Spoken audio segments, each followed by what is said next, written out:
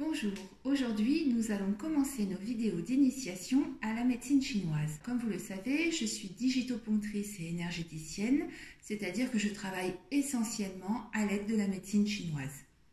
Alors la médecine chinoise, elle a 4000 ans, donc autant dire que si elle ne fonctionnait pas, elle aurait disparu. Par contre, elle est totalement compatible avec notre médecine occidentale. D'après la médecine chinoise, l'univers est rempli d'énergie. Cette énergie, on l'appelle Qi, qui se traduirait plutôt par souffle finalement. Mais bon, nous, on va traduire ça par énergie. Donc, tout ce qui est dans l'univers est rempli d'énergie. Alors, comme l'homme est dans l'univers, l'homme est rempli d'énergie. Mais d'où vient cette énergie? Pour l'homme, l'énergie est double. On parle d'abord d'énergie vitale. C'est l'énergie qui provient de nos parents. C'est l'énergie que nous avons à la naissance et qu'on ne peut pas renouveler. Elle est non renouvelable. C'est un capital énergétique qu'on a à la base, mais qu'on ne peut pas renouveler. Alors, on n'est pas tous égaux au niveau d'énergie vitale. On n'a pas eu tous le même capital énergétique fourni par nos parents. Par contre, cette énergie-là, il va falloir la préserver parce que c'est une énergie qu'on a au début de la vie qui est assez importante et au fur et à mesure de la vie, elle va diminuer jusqu'à la fin de la vie disparaître. Par contre, il va falloir faire en sorte qu'elle diminue le moins possible et le moins vite possible pour vivre le plus longtemps possible. Alors, qu'est-ce qui va faire que cette énergie va rester à un niveau acceptable le plus longtemps possible? Ça va être la deuxième énergie, l'énergie que l'on peut se procurer, l'énergie que l'on peut renouveler et qui provient des aliments, de ce qu'on boit, de ce qu'on mange, de ce qu'on respire. Et c'est pour ça qu'il faut avoir une bonne hygiène de vie pour maintenir cette énergie acquise, cette énergie que l'on a au fur et à mesure, que l'on acquiert au fur et à mesure de la vie. En ayant une bonne hygiène de vie, on va maintenir ce capital énergétique à un niveau assez élevé, donc à un niveau acceptable, qui va permettre de ne pas les taper dans nos réserves d'énergie vitale. Donc cette énergie acquise doit être assez importante pour nous fabriquer le coussin qu'il faut pour vivre, parce que cette énergie-là, on va en avoir besoin, et ne pas avoir à aller chercher dans l'énergie vitale. Vous me demandez souvent comment fonctionnent mes séances. Donc moi, je travaille sur l'énergie, je travaille en médecine chinoise, mais j'ai une particularité, c'est que je ressens les énergies. Donc en début de séance, en règle générale, je ferme mes yeux et je mets mes mains sur votre corps pour savoir partout où ça bloque. Je travaille sur votre corps et à la fin de la séance, je recommence, je mets mes mains pour voir si j'ai débloqué tout ce qui me gênait en début de séance. Comment ça marche ? L'être humain, pour fonctionner correctement, doit utiliser de l'énergie. Il va utiliser de l'énergie pour respirer, pour digérer, pour bouger, parce que quand vous devez faire ça, ou quand vous devez digérer votre steak frites, pour tout ça, il va vous falloir de l'énergie. Cette énergie, elle traverse votre corps par l'intermédiaire de canaux qui s'appellent les méridiens d'acupuncture. Alors, c'est un peu compliqué à voir comme ça, mais tout du moins, sachez que ces méridiens traversent tout votre corps. Il y en a plusieurs, ils vont vous traverser de part en part, et c'est grâce à ces méridiens que l'énergie va circuler et va vous permettre de fonctionner correctement. Mon travail à moi, ça va être de vérifier que votre énergie circule bien partout et que votre corps et votre tête fonctionnent de manière optimale. Imaginez que vous avez de l'énergie bloquée sur le méridien du foie.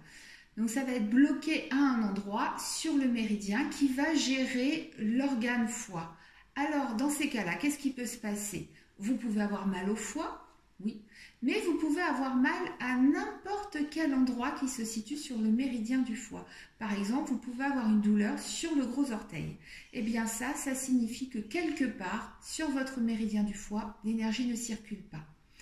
Ça, c'est si vous avez un problème physique. Mais en médecine chinoise, et ça on le reverra plus tard, l'homme ne fait qu'un seul morceau. On n'a pas la tête d'un côté et le corps de l'autre. C'est-à-dire que vos méridiens vont gérer aussi bien votre corps que votre tête.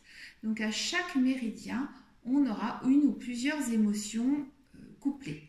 Donc si par exemple votre méridien du foie est bloqué, vous pouvez avoir une douleur physique, Mais vous pouvez également avoir un problème psychologique. Par exemple, l'émotion liée au méridien du foie, c'est la colère. Donc dans le cas d'un méridien du foie bloqué, vous pouvez être en colère, être perpétuellement en colère et ne pas pouvoir vous débarrasser de cette colère. Eh bien mon travail à moi, ça va être de faire circuler l'énergie dans ce méridien du foie pour enlever la douleur au foie ou la douleur au doigt de pied ou la colère ou les trois ou encore autre chose puisqu'on peut être bloqué à plusieurs endroits. Et là, on dit qu'on est en excès de yang, ce qu'on verra plus tard également, c'est-à-dire qu'on a trop d'énergie dans ce méridien-là et il faut l'apaiser, faire circuler l'énergie pour l'évacuer. Si par exemple, on est au contraire en manque d'énergie sur un méridien, on va être en vide de yang, on n'a pas assez de yang ou alors on a trop de yin, on verra plus tard aussi. Par exemple, on va prendre le cas du méridien du rein. Si je suis en manque d'énergie dans le méridien du rein, pareil, je peux avoir des douleurs, je peux avoir mal au rein, je peux avoir mal au bas du dos, mais aussi je peux être extrêmement fatiguée, ça va être physique, une fatigue physique. Et au niveau de la tête, puisqu'on est toujours sur la globalité de l'être humain, aussi bien la tête que le corps, au niveau de la tête, ce qui peut ne pas aller, c'est qu'on peut tout d'un coup manquer de confiance en soi ou alors basculer vers la peur.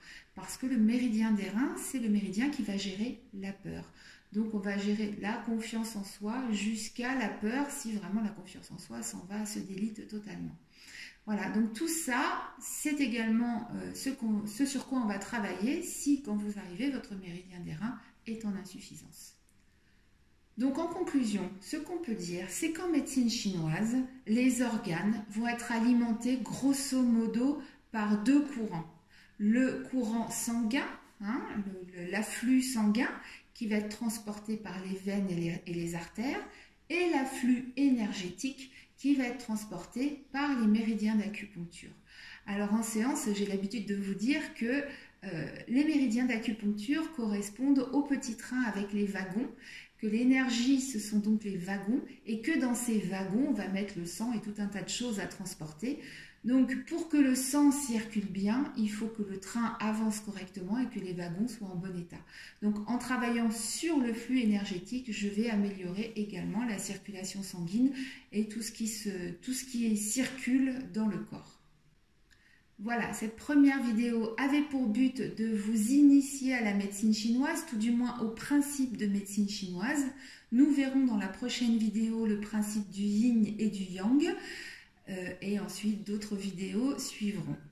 Donc je vous laisse réfléchir à tout ça et je vous dis à bientôt. Pour recevoir toutes les informations concernant mes nouvelles vidéos, créez-vous un compte sur YouTube. Ensuite, vous cliquez en bas de la vidéo sur le bouton rouge « S'abonner ». Ensuite, sur la cloche et sur « Toutes ». Comme ça, vous recevrez toutes les nouvelles informations concernant ma chaîne YouTube.